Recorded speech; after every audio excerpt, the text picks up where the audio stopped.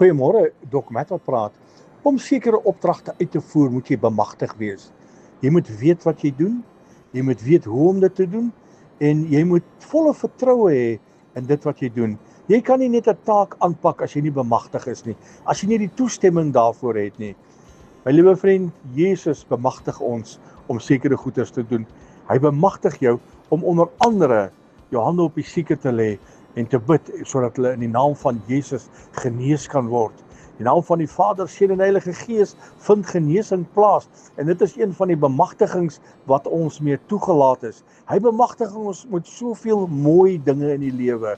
My vriend, moenie op jou eie insettinge staat maak nie. Moenie op jou eie denke staat maak nie.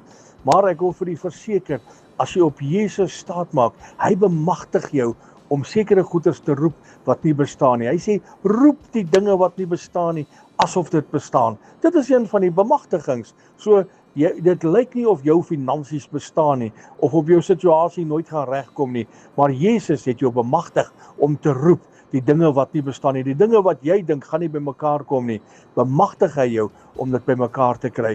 Jesus is die een wat jou bemagtig om enige ding te doen, want jy sien in hom is alles moontlik, deur hom is alles moontlik, en ons is net die verlengarm van Jesus. Hy het ons bemagtig.